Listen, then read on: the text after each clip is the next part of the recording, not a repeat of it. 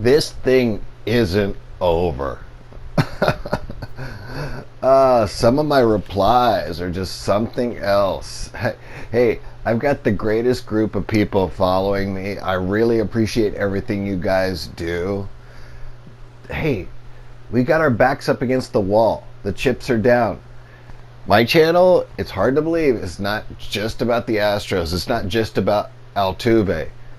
But it has become that, and I'm cool with that, and I got ideas for after the season.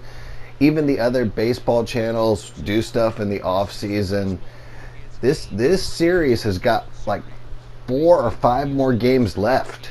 Okay, so everybody just relax. Let's just get up, stand up, and fight, fight, fight. Let's go. Let's go. Come on. You know what? If it's down 3-0, my tone will change. Series have ebbs and flows. Our backs are up against the wall. Okay, this is a really, really, really tough spot. Now let's see what the Astros are made of. It's not like we don't have a good pitcher. It's Anibal Sanchez. Unfortunately, his last outing was lights out. Lights out. But it was against the Cardinals. And this is a little bit different against Zach Greinke. And so I'm very curious to see what's going to happen. It's game 3. It's a 7-game series. Okay, so we have to figure out a way to get 2 wins minimum in Washington to bring it back. And, you know, it's going to be tough. Nobody said this is going to be easy. So the Nationals are on the biggest roll of all time. You could see that. I mean, they swept the Cardinals. We basically had to work really hard to get past the Yankees. So, hey, all hats off to them. They look amazing. I've said in other videos they've started to piece things together, and they're just hot at the right time. They're so hot. It's unbelievable. And it's just like Steven Strasburg didn't quite look like this before. Max Scherzer comes back. Juan Soto at the top of his game. Anthony Rendon on complete fire. Trey Turner being left on base. The blueprint. I'm not the manager. This is just my little channel. The blueprint to beating the Nationals is you do not walk Trey Turner. And I believe that's what they did at the beginning of game 1. We lost 5-4. You do not put Trey Turner on base. He's their engine that could also, just like Altuve. You do not put Trey Turner on base. And me personally, if I see like Juan Soto, you know, he hasn't been hitting quite as well as against us in game 2. So like game 2 he went 1 for 3. Game 1 he was lights out. But you know, he's what else can you say about Juan Soto? You know what I mean? I just think that if we get lucky, we can pitch through him. I personally would walk him. I wouldn't pitch against him. Maybe get ahead in the count, do like a first pitch strike, something like that. I'm not their game manager. And I'm not frustrated at all. I just think that, you know, this game is about adjustments. And obviously, in game 2, we didn't make the adjustments. I would have loved to come out of there with 2 wins. I would have loved to come out of Minute Maid Park with 1-1, but that's just not the case. But I already had a subscriber drop because of this. I'm like, wow, you know, I respect people. I respect all my subscribers. But I'm asking you guys, hey, it's not about the subscription. It's about just get ready for game 3 and let's win. Let's win this thing. They have to win 4 games. Okay? We don't know the future. Nobody knows the future. All I know is that they came in red hot. The reason they won against the Brewers was a fluke. It was an error by the replacement right fielder. I can't remember his name. That should have been Christian Yelich over there. And so this is the team. Every year there's a couple of teams that can shock the world. And this is a team that wants to shock the world, and more power to them. I totally respect them for doing all this. So this is the team that wants to shock the world. And you know what? They might do it. So they're halfway there right now. So let's get one game at a time. Let's go into game 3. Positive body language. The fans, everybody support the Astros. And for everything they've done for us, man, you know what? There's 2 teams left out of 30. It was hard to get this far. It was hard to get this far. So this is a grind. 162 games. We had more games than them to get here. Man, this league is hard. You know, you turn your back for 1 second and another team's past you. I still think that we have the best player on the planet. That's Jose Altuve. If you look at his batting average right now, he's batting .358 in all of the playoffs. He's got 19 hits. He's got probably the first or second highest batting average in the playoffs. He's got the most hits with 19 in the playoffs by 5 over anybody else. He's got the most home runs of anybody else, 5. And we're only in game 3. We've only played 2 games of the World Series. Jose Altuve is doing awesome. Awesome. This is a team game. So our pitching needs to figure out who to pitch to and who to pitch around and, you know, command that strike zone a little bit better. It's about pitching. Okay, because in the first game, we scored 4 runs. In the second game, we scored 3 runs. That's nothing to be ashamed about. I would definitely like to get 5 or 6 runs up against maybe even 7 against a team like this. We start out hot. We generate. You know, you see Jose Altuve getting caught at third base. That was a play he's supposed to try to make. So all credit to him. But Altuve looks great. You know, and you know, to see even one single person start to gloat or anything or give up at this point, that makes no sense. That makes no sense. You know, this channel didn't start because the Astros are going to win a World Series this year. This channel started because I love the game of Altuve, and I thought, and I think he's bringing a lot of magic to this team. And he is still this. He was 3 for 5 yesterday. He was 3 for 5 yesterday. 19 hits in the playoffs. 19. Oh my God. He is single-handedly, with one swing, brought us to the World Series. If we lose, hey, if we win, if we lose, it's just a sentence. If we lose, it's not because of Altuve. I guarantee you that it's not because of Altuve. Anyway, win or lose, he's my favorite player on the planet. I'm always going to be an Astros fan. This, I don't know if you noticed this about my channel, but before I was like in season, I was doing a couple little historical things just for fun. I don't know if you guys watched my Bob Feller video. So there's a lot of directions, and this part's not frustrating to me at all, but there's a lot of directions. I have a tiny little channel. There's nothing to lose. If you guys enjoy, you know, watching, but this is a world, we all have a world of ideas, and YouTube was just an avenue for me to document my thoughts, and YouTube was just an avenue for me to share my feelings about baseball. I think about people like, you know, the history of when did they throw the first 100-mile-per-hour pitch. If you guys are curious about that, watch the Bob Feller video in my archives.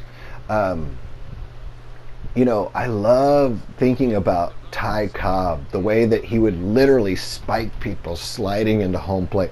I want to share these videos. If nobody watches them, it's okay. If one person watches my videos, it's okay if you guys enjoy it. If you guys enjoy it. But hey, baseball is not about 2019. Baseball is for the rest of our lives. And you know what? I really want to share my love of the game with other people in other countries. And you know, for anybody that said, "Oh, I promised we're gonna win," yeah, I've thought all along we were gonna win this year. I thought this year is going to be magical. I still think we need to stand up and fight. And let's see if our team has mettle, and let's see if our fans have any mettle and can literally just You know, when the chips are down, that's when your character shows the most. I believe in this team.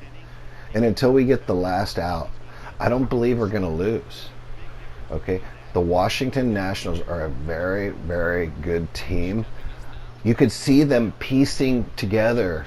It's just so weird the way they pieced it together just at the right time with Scherzer coming back and with Strasburg pitching lights out and Rendon playing the best career season and Juan Soto coming on the board and Trey Turner, the second fastest man in baseball.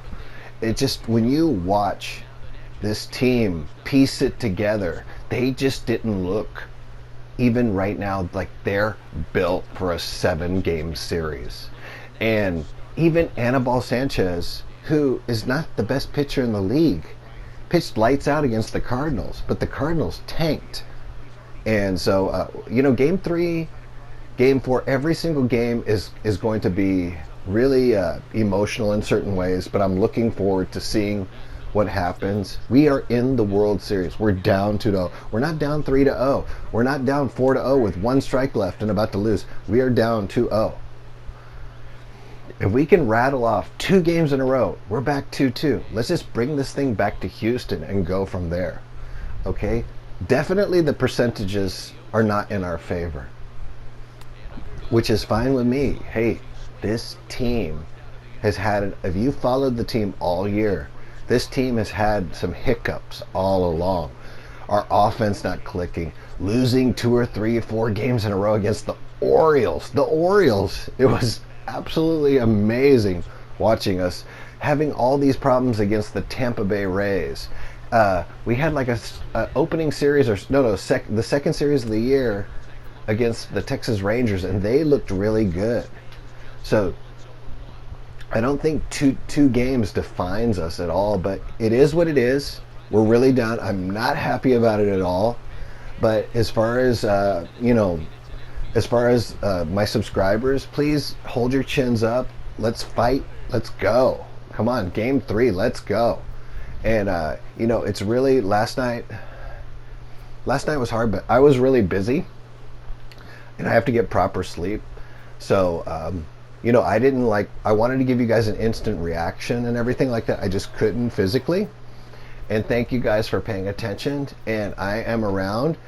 And, I'm looking forward to sharing some really, really fun off-season baseball content with you guys. But it'll be very conceptual. It'll be like, talking sometimes about the distance between first and second base. And I just love talking about that stuff. I think it's funny. There are some reasons that I love the game that I want to share with you guys. I think this is the greatest sport on earth.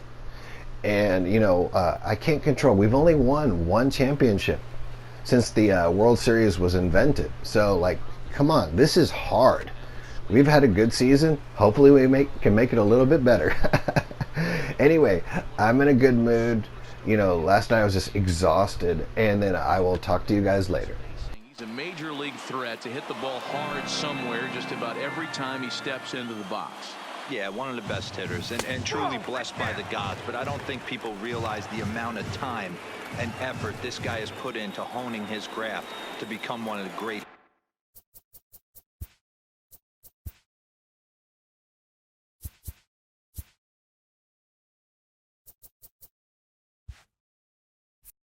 hitters in our sport. Ball 2. Hey, I don't mind those pitches down below the zone trying to go for the strikeout right there. But you find yourself in a 2-2 count right here. Interested to see what he goes to. Swing and a miss on the changeup, and there are 2 gone. And with 2 away, let's give you one more look at the paths these 2 teams took to get to this game 3 of the World Series. Soto.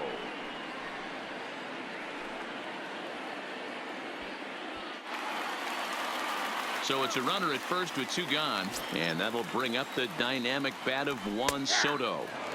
A high fastball is in there.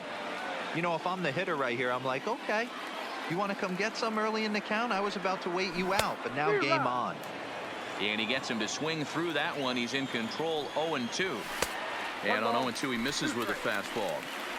Decided to go with a fastball there on 0-2, but what he's trying to do with that pitch is to expand the strike zone.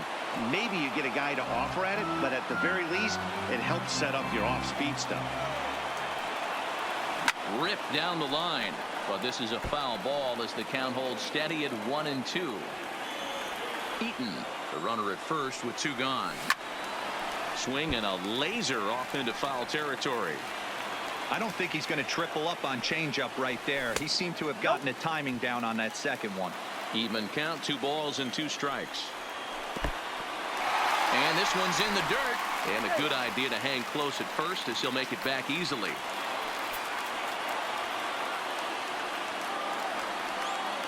Another full count pitch on its way. Lifted the other way down the left field line. And this will wind up a foul ball. The next 3-2. Fouled off. This is indeed a battle. The 11th pitch coming up. This is swung on and popped up. Crossing into foul territory now behind third. And this is going to wind up a foul ball. The payoff pitch one more time. All over that one, but a little out in front. Foul ball. Greinke comes set. Full count pitch on its way. There's ball 4. Man, as a pitcher, I can tell you that is so frustrating. He's got 2 outs, and he wants to get that 3rd out as quickly and painlessly as possible, but that hitter makes him work his tail off, and he still loses him. In the dirt here. So now 2 men in scoring position. Well, you live by the sword, you die by it too. He went with an off-speed pitch down in the zone, and that's the risk you take there. The catcher can't come up with it, and 2 runners advance. Now they're both into scoring position. And he's down on strikes, so they get 2 men into scoring position, but that's as far as they'll get as the side leave a pair. Still no score. Now in the box, Yuli Gurriel. He'll lead it off here to begin the second. And the 34-year-old veteran looks at a called strike. It's 0-1.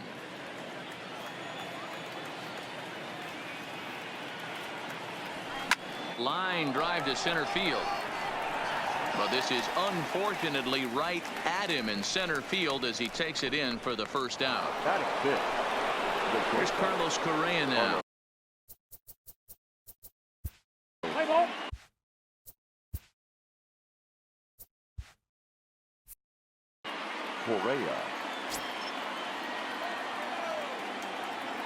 First pitch of the at-bat. And this one runs up high. Ball 1.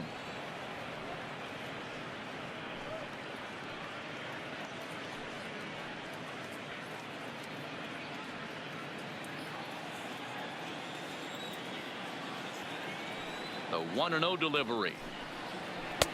There's a cut fastball that time that runs in a bit too tight, and it's 2-0 now.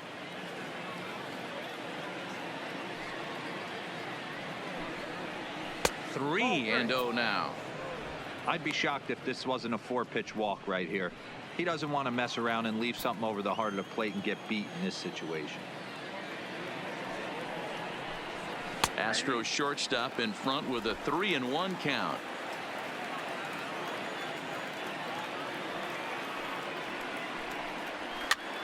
And this is popped up near second base. And there's out number 2. Batting 7th, the catcher, number 28, Robinson Chirinos. So digging in now, Robinson Chirinos. He'll work on keeping this top of the second alive. Here's the first pitch to him. And this one's not close. It's in the dirt for ball 1.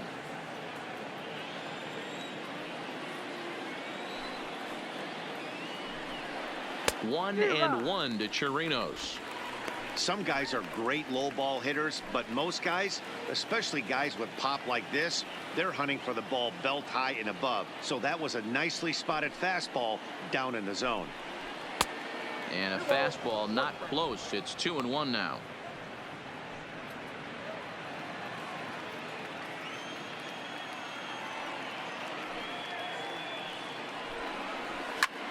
Hits it high and deep out to center field.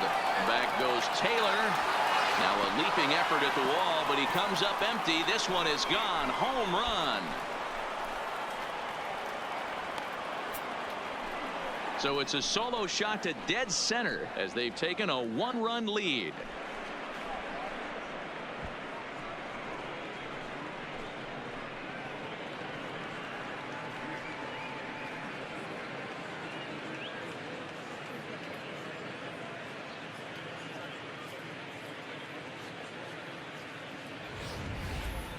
Well, it's not too surprising to see him go bridge here. 2 outs, base is empty. That's when you see a guy change their approach, and they just swing for the fences, trying to make the inning after all, and that's exactly what he did right here.